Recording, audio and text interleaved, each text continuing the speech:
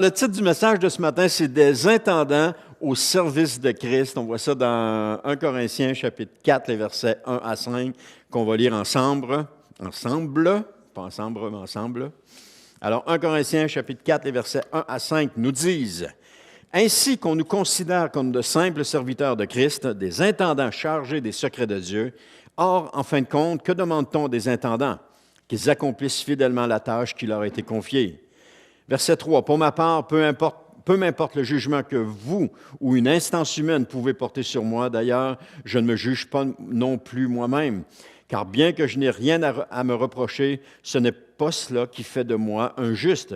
Celui qui me juge, c'est le Seigneur. » Verset 5. « Ne jugez donc pas avant le temps. Attendez que le Seigneur revienne. Il mettra en lumière tout ce qui est caché dans les ténèbres et il dévoilera les intentions véritables qui animent les cœurs. Et alors chacun recevra de Dieu la louange qui lui revient. » Honnêtement, ce passage-là est très libérateur. Il nous enlève un fardeau sur le dos. Il nous enlève un fardeau parce que, juste ce qu'il dit à la fin, il dit « Ne jugez donc pas avant le temps. Attendez que le Seigneur vienne, il va tout mettre en lumière. » On n'a pas à juger, c'est ça que c'est en train de nous dire. On n'a pas à porter de jugement. On a juste à attendre le Seigneur, puis il va tout gérer ça.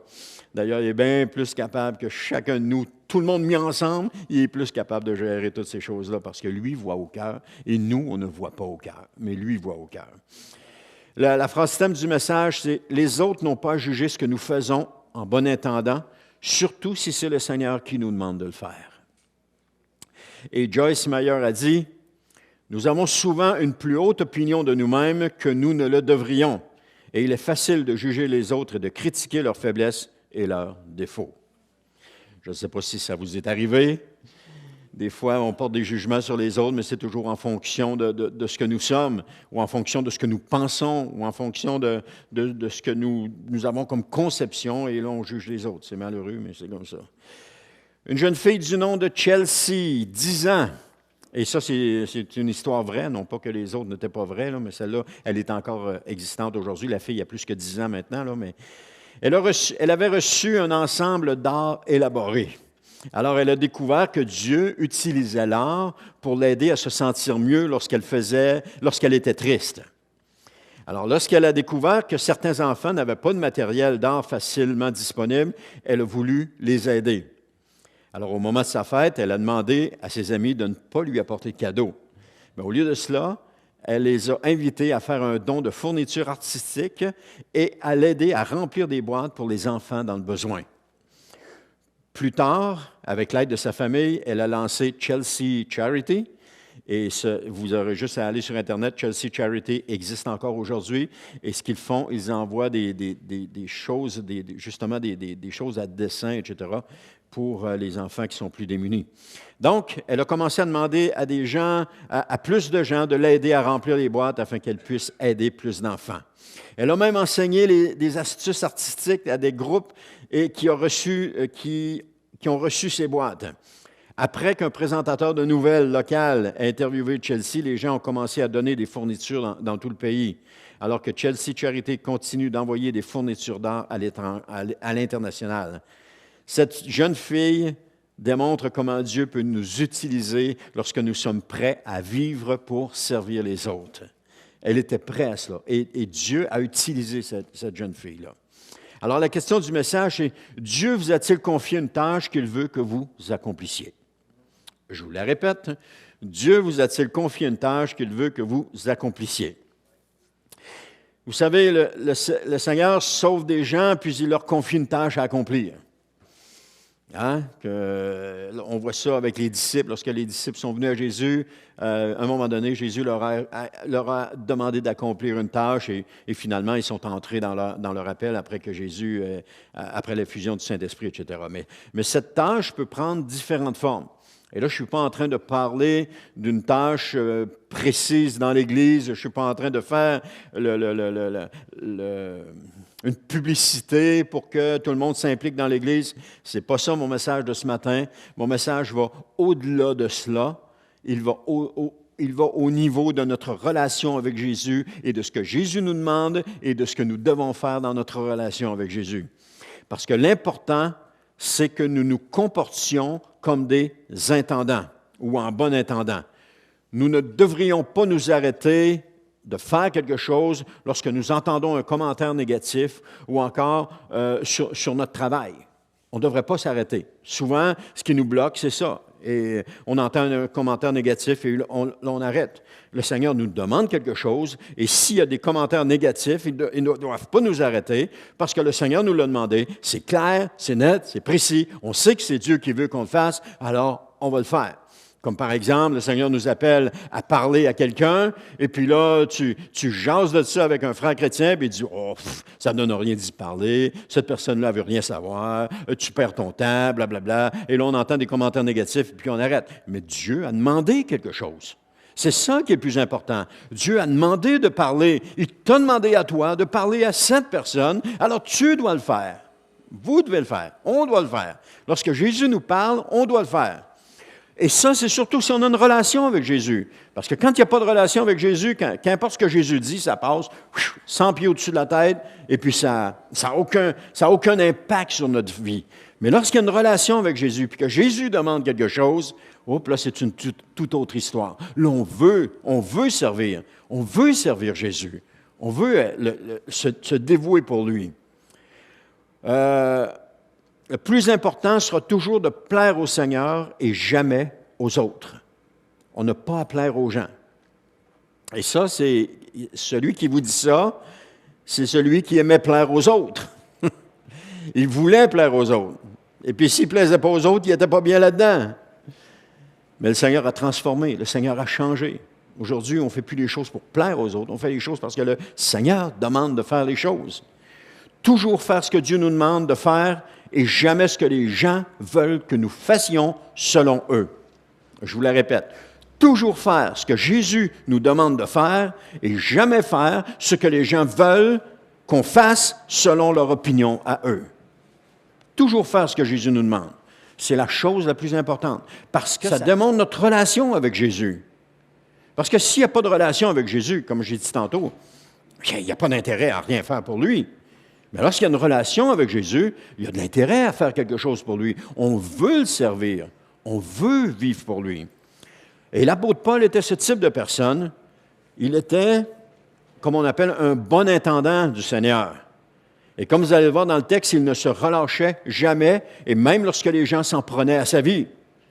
Écoutez, il part en mission. Et moi je peux voir Paul le jour où est-ce qu'ils sont à Antioche et que tout à coup, il y a une prophétie, et il y a une personne qui fait une prophétie, puis elle dit, le Saint-Esprit dit à Paul de mettre Paul et Barnabas de côté pour l'œuvre à laquelle je les ai appelés. Et là, j'imagine Paul qui se réjouit, puis Barnabas, « Oh, wow, le Seigneur nous appelle à une œuvre, on va aller faire l'œuvre pour le Seigneur. Wow, ça va être extraordinaire. Qu'est-ce que t'en penses, Barnabas? » Et là, ils ont jeûné, prié, ils leur ont imposé les mains, et puis ils les ont laissés partir. J'imagine, je nous imagine partir dans cette condition-là. Mais à un moment donné, ils ont frappé des difficultés, et ce n'étaient pas les difficultés qu'on rencontre aujourd'hui, de quelqu'un qui dit un mauvais commentaire sur ce qu'on dit. C'était pas ça. C'était frappé à coups de verge. C'était mis en prison. C'était placé sur la place publique, puis jugé sur la place publique. Et pour Paul, ça a même été lapidé. Mais, imaginez la première fois qu'il se fait frapper et qu'il dit « Ah non, c'était pas du Seigneur certain, parce que ça n'aurait pas arrivé, ces choses-là. » Les apôtres à l'époque avaient une autre mentalité que nous avons aujourd'hui.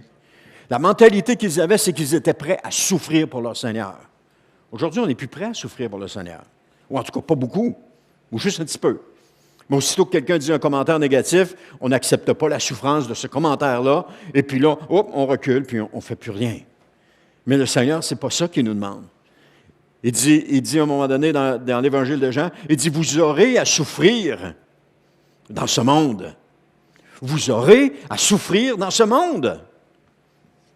Mais lorsque la souffrance vient, on se retire, puis on ne va pas le faire. Ça fait mal servir le Seigneur. Régulièrement, ça fait mal. On reçoit des coups de fouet, on reçoit des pierres, on reçoit des coups de couteau. Ça fait mal servir le Seigneur.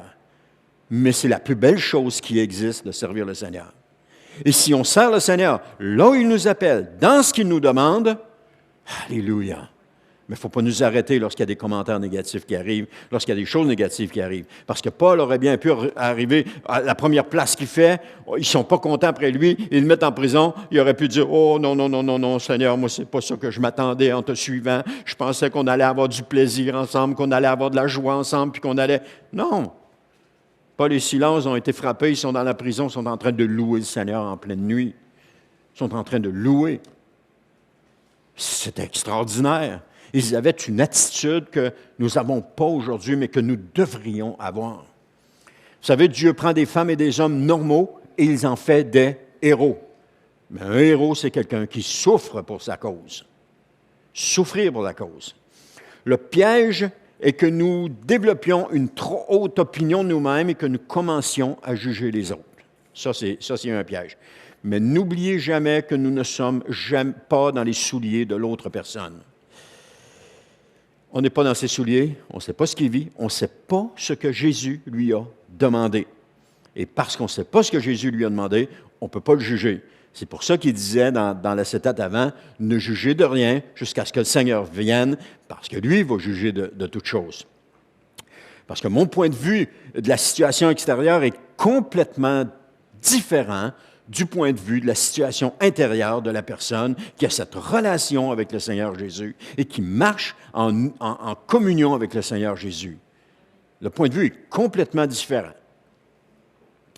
Par exemple, un amateur de hockey qui est assis dans l'estrade, qui assiste à un match de hockey, puis qui voit, qui est assis un peu plus haut, puis il voit tout le jeu se dérouler, et puis là, il dit, ben voyons donc, il aurait dû passer à lui, il était libre, il aurait compté, c'est sûr qu'il aurait eu un point. C'est facile de dire ça. Ça, on appelle ça un gérant d'estrade. C'est facile de dire ça, parce qu'il n'est pas sur la glace. Mais celui qui a la rondelle, puis là, il y a 3 adversaires autour de lui, il y a une fraction de seconde pour prendre une décision. Il la passe, il la tire, il évite, il revient d'abord, il y a une fraction de seconde pour prendre une décision, puis il ne voit pas l'ensemble du jeu. Alors, quand on n'est pas impliqué dans la situation, on ne peut pas juger de ce que l'autre est en train de vivre. Alors, quand nous sommes impliqués dans la situation, puis que Jésus nous dit quelque chose, on peut juger de ce que Jésus nous dit, point à la ligne. Le reste, on ne peut pas en juger. Alors, on ne peut pas juger des autres. 1 Corinthiens 4.1 nous dit, « Ainsi qu'on nous considère comme de simples serviteurs de Christ, des intendants chargés des secrets de Dieu. » Dans ce verset-là, certains des mots sont extrêmement importants. Et pour ce faire, on va s'attarder sur la définition de serviteur, intendant et puis secret. On va voir que Paul parle dans son contexte et que le contexte de Paul est totalement différent de notre contexte à nous aujourd'hui. Si on fait juste tantôt, j'ai parlé qu'il a été battu de verge, on ne voit plus ça aujourd'hui. Mettre quelqu'un sur la place publique puis le battre avec un coup de bâton, lui donner 49 coups de bâton, on ne voit plus ça aujourd'hui. Donc, le contexte de Paul et le nôtre est complètement différent.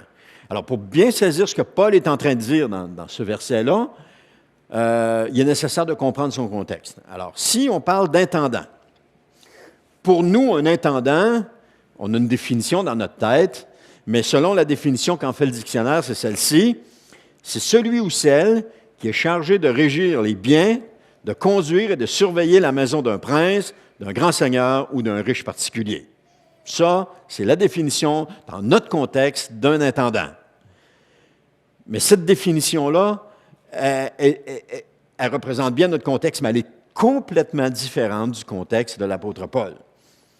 Parce que le gestionnaire de la maisonnée ou des affaires domestiques, pour nous aujourd'hui, c'est quelqu'un qui est rémunéré. C'est quelqu'un qui reçoit un salaire. C'est quelqu'un qui a une certaine notoriété. Mais jusque-là, portons attention sur le mot grec pour voir la différence. Ça dit spécialement intendant, gestionnaire économe, et là on met entre parenthèses, qu'il soit un homme libre ou comme la plupart des cas, un esclave. À qui le maître de la maison, fermez la parenthèse, là, à qui le maître de la maison ou le propriétaire a confié la gestion de ses biens, le soin de recevoir, d'expédier et le soin de fournir une portion convenable à chaque serviteur. Donc, comme j'ai dit tantôt, dans notre situation à nous, l'intendant est une personne rémunérée. il reçoit un salaire, il est un employé. Mais dans le contexte de Paul, dans la plupart des cas, c'était un esclave qui faisait le travail. L'esclavage était extrêmement populaire. C'était des gens qui, généralement, avaient été conquis dans d'autres pays par les Romains. Et puis là, ils ramenaient ces personnes-là à Rome, ou ils ramenaient ces personnes-là dans l'Empire romain. Et puis, ils en faisaient des esclaves. Donc, des riches propriétaires pouvaient acheter des esclaves et ils étaient à leur service. C'est un peu comme Joseph chez Potiphar. Potiphar a acheté Joseph, il l'a amené dans sa maison, mais Joseph avait des talents et il l'a mis intendant dans sa maison. Alors, c'est un peu la même chose que ça. Mais Joseph n'était pas rémunéré pour faire ça. Il n'était pas vu comme un employé, mais il était vu comme un esclave. Et d'ailleurs, ça a mal tourné pour Joseph, il a fini en prison, pas à cause de son mauvais service, mais à cause d'une manigance. Alors, est-ce que vous commencez à comprendre un peu? Les esclaves étaient omniprésents dans la culture grecque et dans la vie quotidienne de l'apôtre Paul. Pour nous, ce n'est pas pareil. Même s'il y a certaines personnes qui se disent esclaves, en réalité, elles sont libres et rémunérées pour leur travail. « Oh, je suis un esclave moi, dans cette entreprise-là. » Ah non, tu n'es pas un esclave dans l'entreprise, tu es rémunéré pour ton travail. Tu as un travail à faire, tu as un patron qui dit quoi faire, puis tu es rémunéré. Tu n'es pas un esclave. Le serviteur. Même chose, le contexte de Paul est différent du nôtre. D'ailleurs, des serviteurs qu'on voit dans les maisons, comme ça, les serviteurs étaient des esclaves, encore une fois. Et donc, toutes les personnes de soutien dans la maison d'un riche n'étaient pas des employés, ils étaient des esclaves, tout simplement. Alors, Paul a une compréhension aussi qui est différente de sa culture par rapport aux serviteurs. Parce que la définition qu'en fait le dictionnaire est celle-ci: celui qui est au service d'une personne ou d'une collectivité, celui qui se dévoue avec attachement. Ça, c'est ce qu'on parle aujourd'hui dans le dictionnaire d'un serviteur, dans notre contexte à nous. C'est celui qui est au service d'une personne ou d'une collectivité, celui qui se dévoue avec attachement. C'est une personne bénévole ou rémunérée qui choisit de servir les autres. Elle choisit. Elle n'a pas été prise par le collet, placée là, puis dire « tu sers ». Non, tu n'as pas le choix, tu sers. Tu es obligé, tu es un esclave, tu sers. Non, elle a choisi de servir. Ça, c'est notre contexte à nous. Le contexte à Paul, ce n'était pas ça du tout. Un autre exemple, un serviteur de Christ est une personne au service de Christ et qui se dévoue avec attachement. Un serviteur de Christ est une personne au service de Christ et qui se dévoue avec attachement. Parce que Christ nous a invités. Et nous avons dit oui. On a dit oui à quoi? On a dit oui pour le servir. Parce qu'il est notre roi. Il est notre Seigneur. Il est notre Dieu. On a dit oui pour le servir. Donc, dans le contexte de l'apôtre, c'était encore une fois très, très, très différent. On voit que les serviteurs étaient des esclaves et les serviteurs étaient de rang inférieur. C'était tous ceux qui servent avec les mains généralement. Donc, ils étaient dans les champs, ils étaient dans la cuisine, ils étaient dans les soins domestiques, les soins domestiques de la maison, tout ce qu'il y avait à faire manuellement. Et il y avait même aussi une certaine hiérarchie parmi les serviteurs au sein du groupe. Par exemple, on voit la tâche la plus ingrate était le lavement des pieds des invités. Généralement, c'était le serviteur le plus méprisé de tous, peut-être le moins intelligent ou le moins futé de la gang qu'on mettait là, et puis c'est lui qui faisait ça. Et cette tâche était vue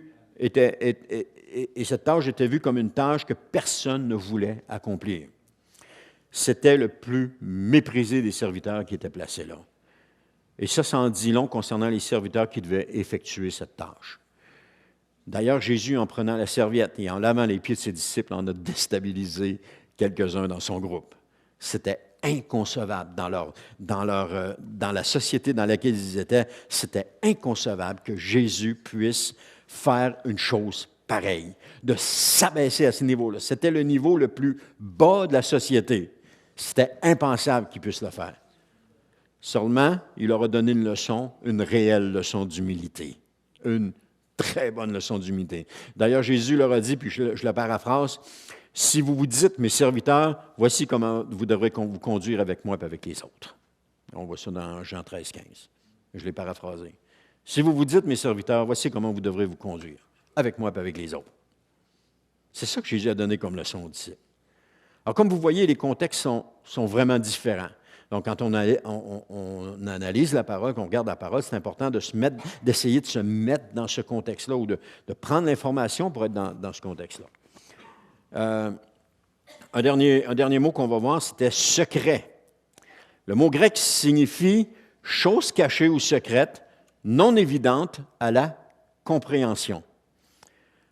Lorsque Paul parle de secret, il parle de choses qui ne sont pas évidentes à la compréhension. Il ne parle pas de petits secrets ou de choses cachées qu'on ne devrait pas dévoiler. Mais il parle de choses qui ne sont pas évidentes à la compréhension. C'est pour ça que Jésus parlait en parabole. On pourrait dire que Jésus, c'était des secrets qu'il disait. Parce qu'il disait à ses disciples, on voit ça dans Luc 8, 10, il dit, « Vous avez reçu le privilège de connaître les secrets du royaume de Dieu, mais pour les autres, ces choses sont dites en parabole. Ainsi, bien qu'ils regardent, ils ne voient pas, bien qu'ils entendent, ils ne comprennent pas. » Alors Jésus parlait en parabole. Et Jésus était là pour expliquer les paraboles à ses disciples. Nous, aujourd'hui, c'est encore le Seigneur qui nous explique les choses, mais encore là, il faut lui demander. Et ça nous place dans le contexte qui va nous aider à comprendre le reste du passage. On a intendant, esclave, et puis on a secret. 1 Corinthiens 4, 2. Or, en fin de compte, que demande-t-on à des intendants? Qu'ils accomplissent fidèlement la tâche qui leur a été confiée. L'apôtre Paul pose ici une question comme il le fait à plusieurs reprises dans l'Épître aux Romains. Vous regarderez, vous chercherez le point d'interrogation dans l'Épître aux Romains. Il y a beaucoup de questions que l'apôtre pose. Il dit, qu'est-ce qu'on demande à des intendants? Il donne aussi la réponse, qu'ils accomplissent fidèlement la tâche qui leur a été confiée. Qu'ils accomplissent fidèlement la tâche qui leur a été confiée. Par le pasteur, par un membre du comité, par un leader, non, qui a été confié par le Seigneur Jésus. Parce que le Seigneur Jésus, c'est lui qui est la tête de l'Église. C'est lui qui parle à chacun, c'est lui qui place chacun là où il veut, et c'est à lui qu'on doit obéir. Nous, on est là pour administrer. Mais le Seigneur Jésus, il est la tête de l'Église. C'est lui qu'on doit obéir. Et chaque personne au service de Christ est un intendant du royaume. Sa tâche est d'accomplir fidèlement ce qui lui a été demandé. Alors nous sommes des intendants du royaume et notre tâche, c'est d'accomplir fidèlement ce qui nous a été demandé. Et je pense que je n'ai pas besoin d'en dire plus ici. Je pense que le Saint-Esprit parle assez fort comme ça pour que je n'ai pas besoin d'en rajouter. 1 Corinthiens 4, 3, il dit, « Pour ma part, c'est Paul qui parle, peu m'importe le jugement que vous ou une instance humaine pouvez porter sur moi, d'ailleurs, je ne me juge pas non plus moi-même. » Paul ne se préoccupe pas de ce que les autres pensent de lui. D'ailleurs, s'il s'était préoccupé de cela, il ne serait pas monté à Jérusalem lorsque le Seigneur l'appelait à monter à Jérusalem et que les autres avaient des paroles prophétiques qui lui disaient de ne pas monter à Jérusalem. Mais parce que Paul obéissait à Jésus. Je me suis souvent posé la question, pourquoi est-ce que dans Actes, on voit ça? Il y a un message contradictoire. Il y a le Saint-Esprit qui parle à Paul de monter à Jérusalem, et puis il y a le Saint-Esprit qui parle à des prophètes de dire à Paul à quelque part qui disent à Paul de ne pas monter à Jérusalem. Et si Paul n'avait pas été en mesure d'entendre la voix de Dieu puis d'obéir au Seigneur, il serait viré de bord et il ne serait pas monté à Jérusalem. Mais Paul savait c'était quoi son ministère. Et le message contradictoire avait juste un but. Est-ce que Paul va obéir au Seigneur ou il va obéir aux hommes? Et ça me fait penser au prophète que le Seigneur appelle à Samarie et qui lui dit, tu vas aller là-bas, tu vas prophétiser sur la stèle qui est là, tu ne manges pas, tu ne bois pas, puis tu reviens par un autre chemin. Si le prophète avait fait ce que Dieu lui avait demandé, il serait encore en vie aujourd'hui, il ne serait pas mort. Mais il n'a pas fait ça. Il a désobéi au Seigneur sur le chemin. Et ça lui a coûté quoi? Ça lui a coûté la vie. Il a été déchiqueté par un lion, et puis il a été déchiqueté par un lion. C'est important d'obéir à ce que le Seigneur nous dit. Là où nous sommes présentement, ce que le Seigneur est en train de nous dire, c'est important d'obéir. Parce que de toute façon, c'est lui, on va le voir tantôt, c'est lui qui va venir puis qui va nous juger. Paul va aussi affirmer qu'il ne se juge pas lui-même, il a confiance en lui et non en ses capacités. Et pour ses capacités, Paul met sa confiance en Jésus. Peut-être que le Seigneur vous demande de faire quelque chose, mais vous dites, « Ah, je n'ai pas les capacités pour faire ça. Je n'ai pas les talents pour faire ça, je n'ai pas les dons pour faire ça. » Vous n'avez pas besoin de talent ou de dons pour faire ce que le Seigneur vous demande. Vous avez juste besoin de le faire. C'est tout. Ce qu'il vous demande, c'est ce qui est là sur le champ, qui a besoin d'être fait, et le Seigneur sait que vous avez toutes les compétences pour le faire, puis de bien l'accomplir. C'est pour ça qu'il vous le demande. Tout simplement. Et puis, il va tous nous demander quelque chose de différent.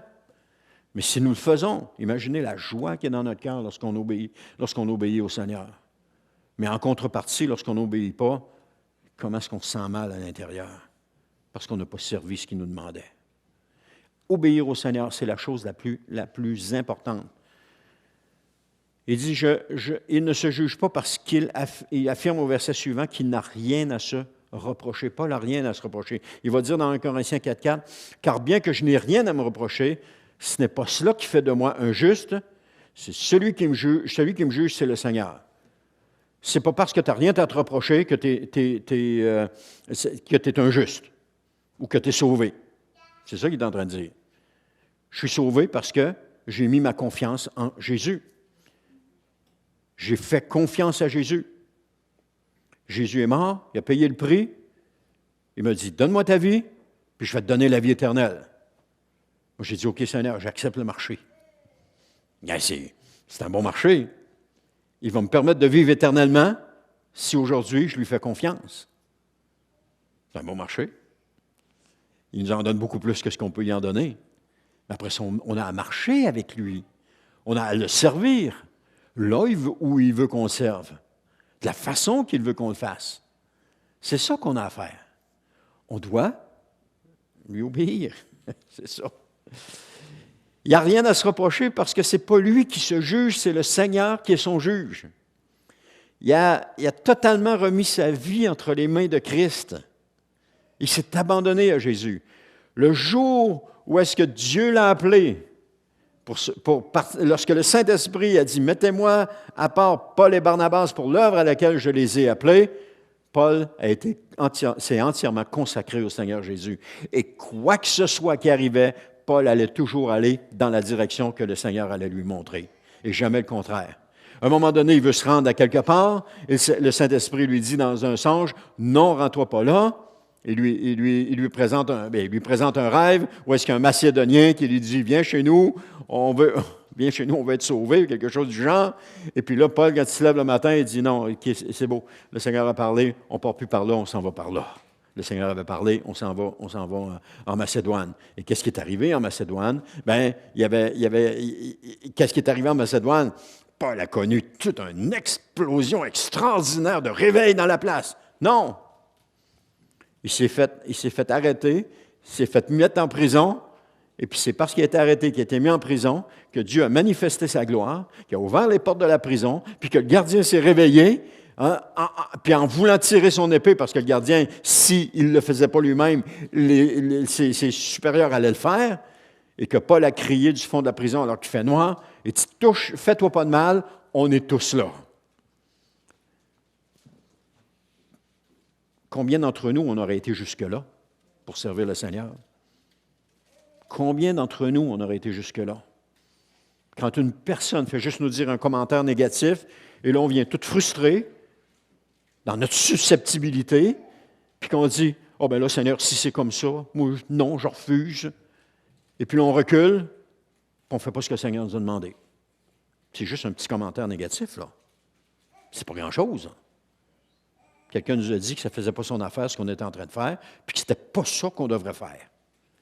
Et là, on recule, puis on dit, « Ah non, c'est beau, je ne le fais pas. » Ça fait mal de servir le Seigneur. Ça fait mal d'obéir au Seigneur. Parce qu'il y a toujours des paroles contradictoires qui viennent contre ce que le Seigneur est en train de dire. Et c'est normal, il y a un combat qui est là. Et en même temps, Dieu est en train d'éprouver notre fidélité à lui. C'est important d'avoir bien compris ce que le Seigneur veut nous dire. C'est important d'avoir bien saisi ce qu'il veut nous dire. Parce que lorsque les commentaires négatifs viennent, tu te dis non, non, non, non, non, non. Je sais en qui j'ai cru. Je sais qu'est-ce que le Seigneur m'a demandé. Et c'est par là que je m'en vais. Ben là, tu devrais m'écouter, blablabla. Si tu ne vas pas par là, ça n'a pas de bon sens, tu ne peux pas aller par là. Non, le Seigneur m'a parlé. Ça ne se discute même pas. C'est par là que je m'en vais. Ben c'est ça. Fais encore à ta tête, puis occupe-toi pas de ce qu'on dit nous autres. Non, c'est ça. Je vais faire à ma tête, je ne m'occuperai pas de ce que vous dites. Parce que l'important, c'est de servir le Seigneur. C'est ça qui est important. C'est la chose la plus importante pour tous les chrétiens. Servir Jésus. Qu'importe ce que les autres pensent, on sert le Seigneur Jésus. Alors, il a totalement remis sa vie entre les mains de Christ, puis il n'a pas peur du jugement des autres, parce que son jugement ou celui des autres n'a aucune valeur. Le seul jugement qui compte, c'est celui de Jésus. Qu'est-ce que Jésus dit de moi aujourd'hui? Et qu'est-ce que Jésus va dire de moi demain lorsque je vais le rencontrer? C'est le seul jugement qui compte. Alors, si on est un intendant qui accomplit fidèlement la tâche, quelle qu'elle soit qui nous a été confiée, alors comme Paul, on n'a rien à craindre du jugement des autres. Parce que c'est le jugement de Christ qui est important. On n'a rien à faire du jugement des autres. Rien, rien, rien à faire. C'est le jugement de Jésus qui est important. Comme Paul, on peut aussi dire qu'on n'a rien à se reprocher. Amen. On ressent le jugement des autres lorsque nous n'accomplissons pas ce que le Seigneur nous demande. C'est là qu'on va ressentir le jugement des autres. Mais lorsqu'on fait ce que le Seigneur nous demande, les autres peuvent dire n'importe quoi. Ça n'a plus d'importance. Je fais ce que Jésus me demande. Je vais dans la direction où est-ce qu'il veut que j'aille. Je parle à la personne qui veut que je parle. J'agis de la façon qu'il veut que j'agisse. Et Paul démontre bien dans ce passage que ce qui est important, c'est ce que le Seigneur demande. Il n'y a rien de plus important. Parce qu'en bout de ligne, c'est lui qui va nous juger. Paul va dire aux Romains au verset 16, chapitre 2, que Dieu jugera par Jésus-Christ tout ce que les hommes ont caché. Parce que Jésus, il voit tout. On ne peut rien lui cacher. On ne peut pas lui cacher nos intentions, on ne peut pas lui cacher quoi que ce soit. Il voit tout. On peut dire aux gens n'importe quoi. Mais à Jésus, on ne peut pas dire n'importe quoi parce qu'il voit tout. Il faut être honnête avec Jésus. Parce que si tu n'es pas honnête, ça ne donne absolument rien. Il voit tout. On doit faire ce que Jésus nous demande de faire. Puis encore là, être honnête avec lui. Je peux dire n'importe quoi aux gens. Là. N'importe quoi. Mais si je dis n'importe quoi, Jésus, il voit ce que je suis en train de dire. Il dit c'est pas cela qui fait de moi un juste. Puis il a bien raison. Ce qui fait de lui un juste, c'est qu'il a été justifié par Jésus. Amen. Lorsque Paul dit à Dieu, je crois en Jésus et en son œuvre, il dit, je te donne ma vie, je suis ton serviteur, ton esclave, demande-moi ce que tu veux, puis je vais le faire. Et c'est ce qu'il a fait. Combien de fois est-ce qu'on a dit quand on est né de nouveau, Seigneur, demande-moi ce que tu veux, puis je vais le faire. On l'a fait. On avait peur, on était nerveux, on était stressé, on ne savait pas comment ça allait se passer, mais on l'a fait. Pourquoi en vieillissant, on change? Pourquoi à mesure qu'on grandit dans le Seigneur, on ne le fait plus? Oh, on entend la phrase, « Oh, mais on devient plus sage, tu sais. » On ne devient pas plus sage. On devient moins obéissant. On ne veut plus obéir, on ne veut plus être des serviteurs. On veut être des serviteurs qui choisissent et non plus être des esclaves. La parole de Dieu utilise beaucoup le mot serviteur en français, mais dans le grec, c'est esclave.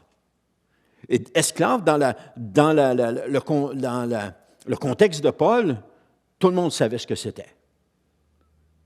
Tout le monde savait qu'un esclave, il n'y avait pas de choix. Et il n'y avait pas un mot à dire, c'est ça. Il n'y avait pas un mot à dire. Quand son maître disait, aujourd'hui, tu vas au champ, puis tu laboures, ah ben là, il fait chaud pas mal, il annonce beaucoup de chaleur. Un coup de chaleur, non, non, non, non, non, non, non. Tu vas au champ, puis tu laboures. Chaud, pas chaud, tu vas au champ, puis tu laboures. C'était ça. Mais aujourd'hui, on est des serviteurs qui choisissons. Le Seigneur dit, tu vas faire ceci. Ah ben non, Seigneur, je sens que je ne suis pas capable. Je ne suis pas capable. Non, je ne suis pas capable. On choisit. Moi, je ne sais pas comment je réagirais, le Seigneur, mais en tout cas, lui, il sait comment réagir. Mais il doit être déçu de nous parfois. Il doit être déçu parce que ce qu'il y a pour nous, c'est ce qu'il y a de meilleur. Et là, nous, on ne veut pas ce qu'il y a de meilleur. On veut ce qu'on veut, mais on ne veut pas ce que lui veut. Mais ce que lui veut, c'est ce qu'il y a de meilleur. Même à travers toutes les situations dans lesquelles on passe, ce qu'il y a pour nous, c'est ce qu'il y a de meilleur. Là, nous, on regarde des situations où est-ce qu'on est blessé, où est-ce qu'on est maltraité, où est-ce qu'on est injurié. On regarde ça, puis on dit, voyons, c'était pas ce qu'il y a de meilleur. Mais oui, c'est ce qu'il y a de meilleur, parce que l'œuvre que Dieu est en train de faire à travers nous, c'est ce qu'il y a de meilleur. Oui, mais tu ne sais pas dans quoi je suis en train de passer. Non, je ne sais pas dans quoi vous êtes en train de passer. Mais je sais que si vous êtes en train d'obéir au Seigneur, c'est ce qu'il y a de meilleur. Ça, je le sais.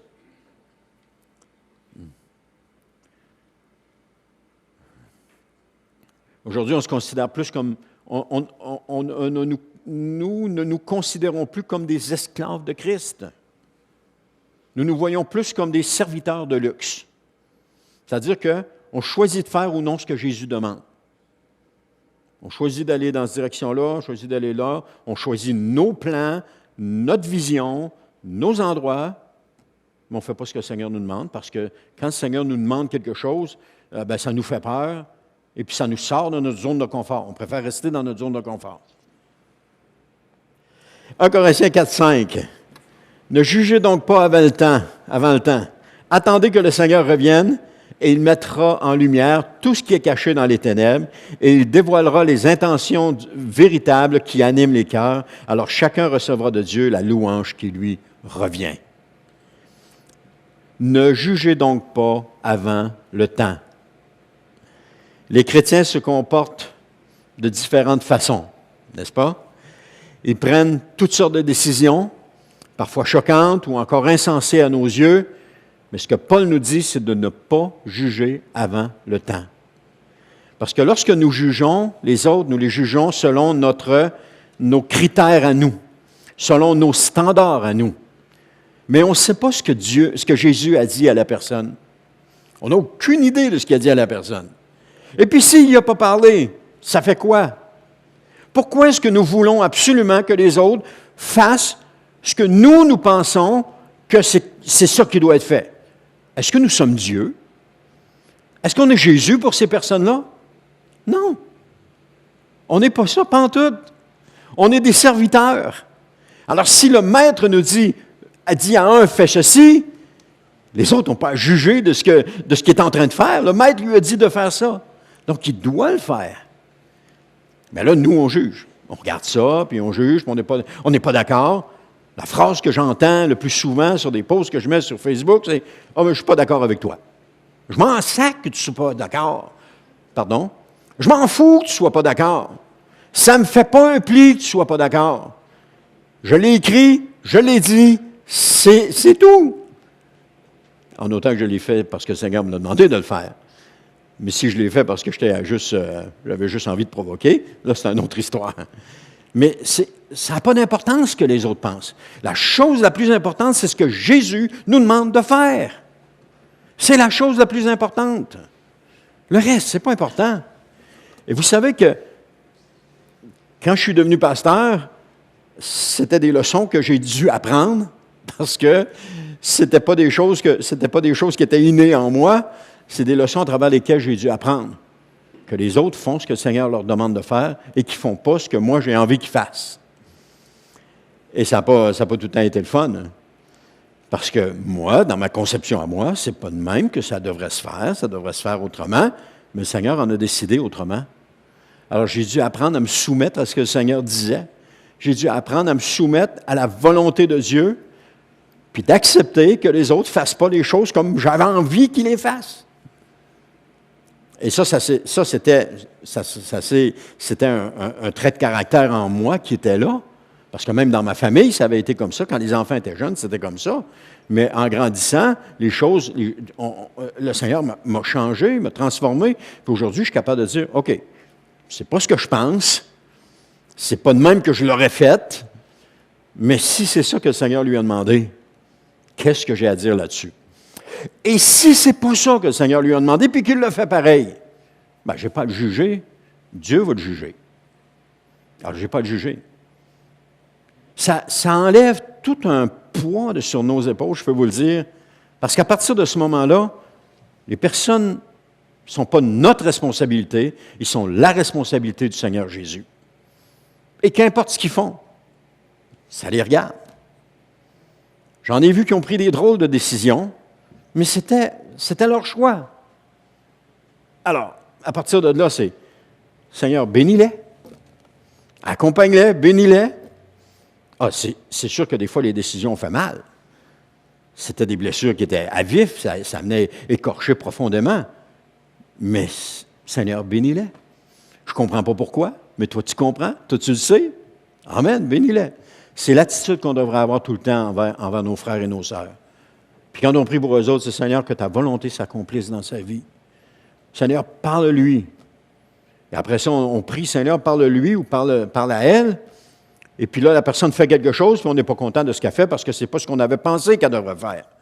Mais ce n'est pas ce qu'on pense qu'elle devrait faire qui est important, c'est ce que Jésus dit qui est important. Et surtout dans les temps de la fin dans lesquels nous nous en allons, on va avoir besoin d'écouter davantage ce que le Seigneur dit. Parce que tantôt, des discours, il y en a comme ça, et puis ils sont tous différents les uns des autres, puis 10 doigts, je n'ai pas assez, là. Ils sont tous différents les uns des autres. Tout le monde a son interprétation. Même moi, j'ai mes interprétations. Et puis là, on ne sait plus à quel, comme l'expression dit, on ne sait plus à quel sens se vouer. Ça va être important de commencer à recevoir pour nous ce que le Seigneur a pour nous et de faire ce que le Seigneur nous dit, indépendamment de ce que les autres pensent. Et si je fais ce que le Seigneur me dit, j'ai confiance en moi.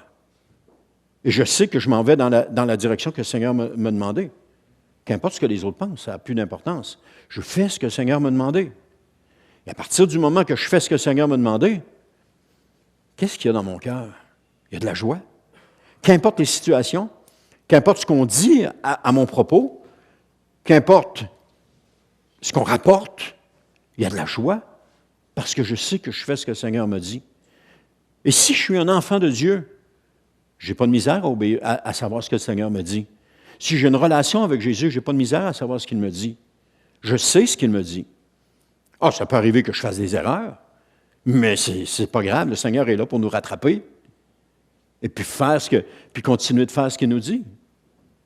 Mais tout cela passe par la relation avec le Seigneur Jésus. C'est la première chose qu'on doit avoir. C'est la chose qu'on doit développer. Seigneur, parle-moi aujourd'hui. Seigneur, j'ai besoin d'entendre ta voix. Seigneur, j'ai besoin de savoir qu'est-ce que tu as pour moi. Puis de développer cette relation avec Jésus. Pour qu'ensuite de ça, quand Jésus nous parle à travers sa parole, attention, pas à travers nos sentiments. Oh, j'ai beaucoup à cœur je sens que le Seigneur me parle, j'ai beaucoup à cœur. Non. Va dans sa parole. Va chercher dans sa parole. Qu'est-ce qu'il est en train de dire? Appuie toujours tes sentiments avec une parole que Dieu est en train de te dire. Et lorsque Dieu est en train de te parler, pose-lui la question, Seigneur, c'est-tu toi qui me parles? Ou c'est mes sentiments qui parlent? Et vous allez vite le savoir que c'est Jésus qui vous parle. OK, Seigneur, je vais le faire. Mais tu sais, Seigneur, que j'ai extrêmement peur. Tu sais, Seigneur, comment je suis insécure. Tu sais, Seigneur, comment je me sens pas qualifié. Il y en a d'autres qui sont bien plus qualifiés que moi pour le faire. Mais Seigneur, parce que tu me l'as demandé, je vais le faire. C'est toi le maître, je suis ton serviteur. Et puis, c'est pas moi qui choisis, c'est toi. Et à partir de ce moment-là, on développe notre relation avec Jésus. On ne fait plus ce qu'on a envie de faire, on fait ce que Jésus nous dit de faire. Et c'est la chose la plus importante. Parce que tantôt, des voix qui vont nous dire quoi faire, bien, pas tantôt, mais présentement, des voix qui nous disent quoi faire, il y en a, tous ceux qui nous côtoient sont une voix qui nous dit quoi faire. Tous ceux qui sont autour de nous. Alors, des voix, il y en a en masse. Mais la voix de Jésus, c'est celle qui prédomine sur tout. Celle-là est la plus importante. Et celle-là, on doit l'écouter. Ce que Paul nous dit, c'est de ne pas juger avant le temps. C'est Christ qui va rendre un jugement ce jour-là, et chacun devra rendre compte pour lui-même de ses actions. Oh, ça fait donc du bien d'entendre ça. Je n'ai plus à me casser la tête, j'ai plus à m'inquiéter. Chacun va répondre de ses actions, et moi y compris. Moi y compris, je vais devoir répondre de mes actions ou de mes inactions. Je vais devoir répondre. Denis, je t'ai confié telle chose, pourquoi tu ne l'as pas fait?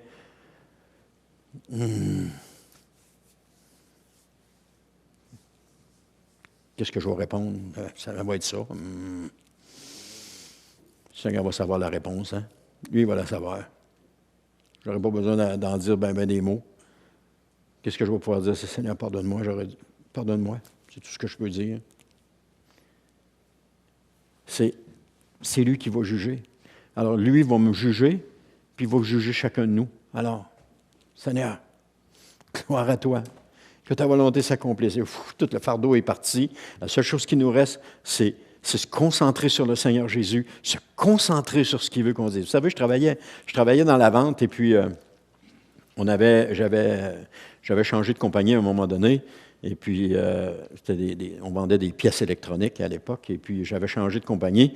Et puis, dans la compagnie où j'étais allé, il y avait comme une compagnie supérieure au-dessus qui vendait à des gros clients.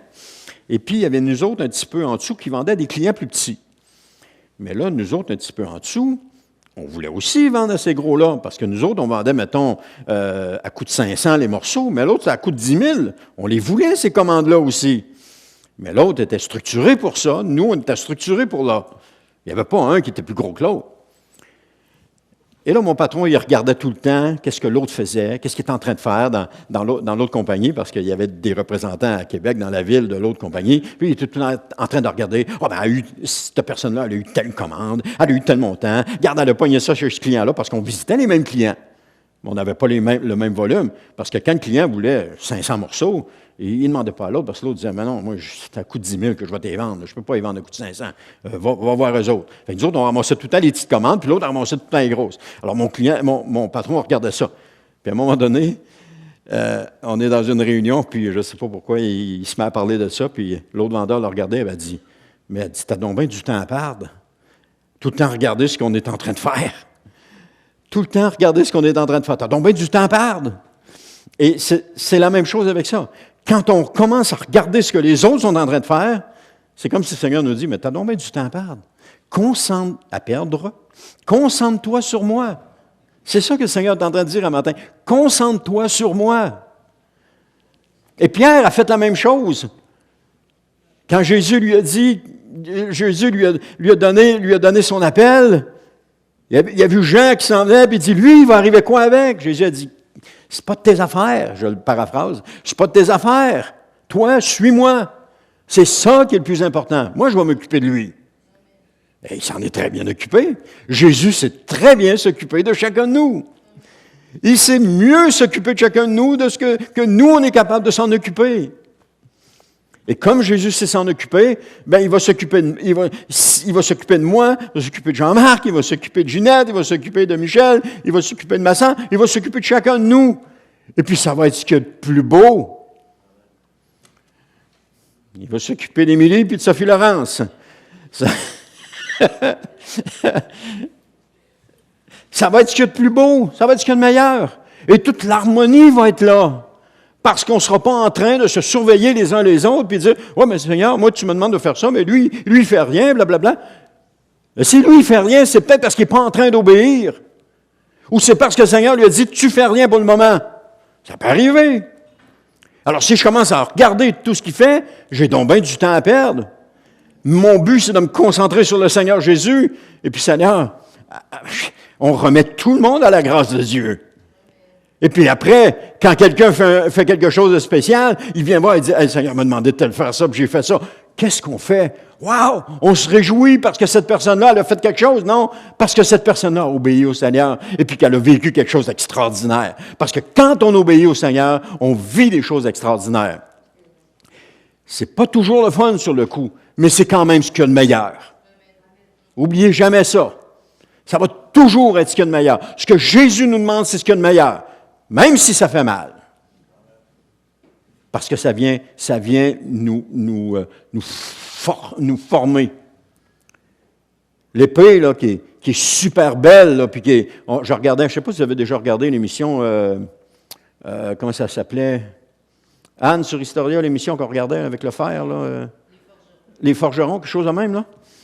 Écoute, il a martelé son épée. Là, il nous montrait ça, là, il a martelé, puis, ou l'épée, ou le couteau, ou n'importe quoi, ce qu'il faisait, là. Il martelait, puis là, il regardait ça, puis on disait, c'est pas beau, mais pas pantoute. Mais c'était ce qu'il y avait de meilleur pour le morceau de fer qu'il y a là. Parce que quand il arrivait à la fin, il nous présentait le produit fini, tu dis, aïe, aïe, c'est donc bien beau. Mais si c'était beau, c'est parce qu'il y avait eu des centaines de coups de marteau qui avaient été donnés dessus. Alors, si on est beau aujourd'hui, c'est parce qu'il y a des centaines de coups de marteau que Jésus a donnés pour nous façonner de cette façon-là, pour nous changer, nous transformer, pour nous amener à l'image que lui veut.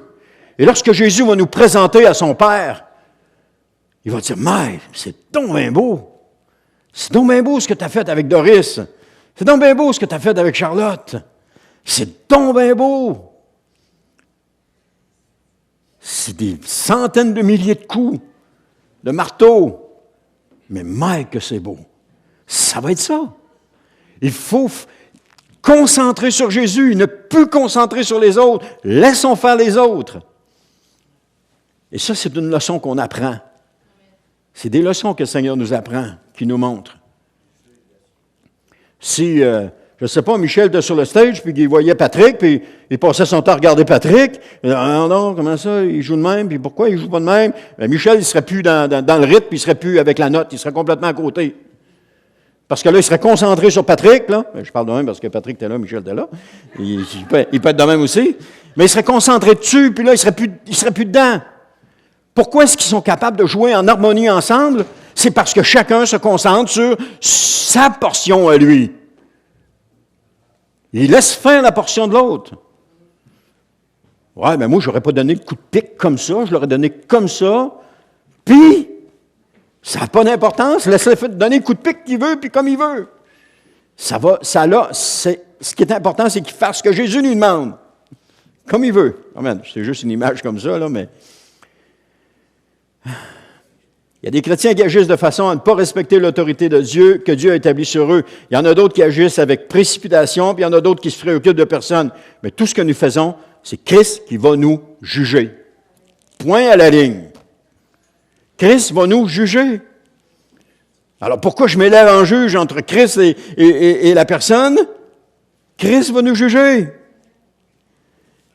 Inquiétez-vous pas, Christ va me juger. Puis je suis loin d'être parfait. Mais qu'est-ce que j'ai à faire principalement? C'est à m'appliquer à faire ce que le Seigneur veut pour que lorsque je vais me présenter devant lui, il n'y ait pas de reproche à me faire.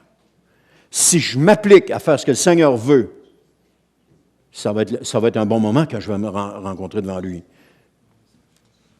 Mais si je m'applique à chercher pas les bébites, mais à juger les autres, ça ne sera pas un bon moment quand on va se présenter. Alors, je n'ai pas à juger personne, ce n'est pas mon rôle. Et vous savez, les pasteurs vivent des moments difficiles avec des croyants qui se disent des sœurs et des frères, mais souvent, ils mettent leur confiance dans des gens et ceux-ci finissent par les abandonner. Ça, c'est ce qu'un pasteur vit. Il met sa confiance dans des gens et puis les gens finissent par les abandonner. Et les blessures que les pasteurs vivent régulièrement dans toutes les églises, toutes les dénominations, c'est l'abandon, le rejet puis l'incompréhension. C'est ce qu'ils vivent régulièrement. Alors, les pasteurs, comme tous les fidèles d'une Église, doivent éviter de juger les autres et de les remettre à Jésus. Mais, imaginez, s'il n'y a plus de pression, il n'y a plus rien, Seigneur, tu t'occupes de tout ça. Vous savez, quand on était bébé chrétien, on avait cette expression qu'on disait « apporte tes fardeaux au pied de la croix ». Laisse tes fardeaux au pied de la croix. Aujourd'hui, on ne dit plus ça. Aujourd'hui, on garde nos fardeaux, puis on s'en va avec. Puis non. Quand tu viens puis tu laisses tes fardeaux au pied de la croix de Jésus, puis tu repars en le laissant là, tu repars pas mal plus léger que tu es arrivé. Et ça fait pas mal, c'est pas mal mieux comme ça. On n'est pas appelé à porter. Jésus a dit de porter son joug à lui et que son joug à lui était léger. Il n'a pas dit porte ton joug puis marche courbé puis aie de la misère. Il nous a demandé de porter le sien parce que le sien est doux et léger. Le nôtre, il est pesant, astreignant, puis il n'est pas doux pantoute. Donc, il suffit de les remettre à la grâce de Dieu et le Seigneur va s'occuper d'autres. Personne ne peut juger des intentions du cœur. Que les motifs soient conduits par l'arrogance, l'orgueil, l'amour, le bon sens, etc., c'est Jésus qui va juger de tout. Pour chacun de nous. Chacun de nous. C'est Jésus qui va juger de tout. Dieu dit dans sa parole, dans Hébreux 10, 30 à 31, il dit « C'est à moi qu'il appartient de faire justice. C'est moi qui rendrai à chacun son dû. Et encore, le Seigneur jugera son peuple. Il est terrible de tomber entre les mains du Dieu vivant. » Paul continue en disant « Attendez que le Seigneur revienne. » C'est ça, oui. Attendez que le Seigneur revienne. D'ici là, on n'a aucun jugement à exercer sur les autres par rapport à ce que Jésus leur dit.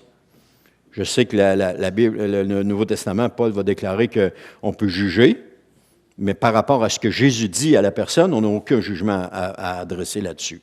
Pour être capable de faire la part des choses aussi. Là. Continuons de vivre notre vie chrétienne comme de bons intendants qui accomplissent fidèlement tout ce que Jésus nous a demandé. Tout simplement. Et laissons les autres à la grâce de Dieu. Parce qu'un jour, Jésus va mettre en lumière tout ce qui est caché dans les ténèbres. Tout. Ça va être mis en lumière. Alors, je n'ai rien à cacher à Jésus. Si je cache de quoi, il y a un gros spot qui l'éclaire. Je n'ai rien à cacher, je n'ai rien à dissimuler. Quand Adam s'est caché, parce qu'il avait honte, Dieu l'a trouvé. Là. Il n'a pas eu besoin de chercher même longtemps. Il a juste demandé « T'es où? » Et Adam, il n'a pas eu le choix, il a répondu. Mais le jour où Jésus va mettre en lumière ce qui est caché, tout va être dévoilé. Alors, si j'ai quelque chose à cacher, je suis mieux de m'entendre avec Jésus maintenant. Je suis mieux de voir avec Jésus maintenant. Parce que je ne voudrais pas me trouver honteux de ne pas avoir été un bon intendant. Un bon intendant, c'est de faire ce que les autres me demandent de faire? Non, de faire ce que Jésus me demande de faire. Tout simplement. Et ce jour-là, on va recevoir de Dieu la louange. Ça va être extraordinaire.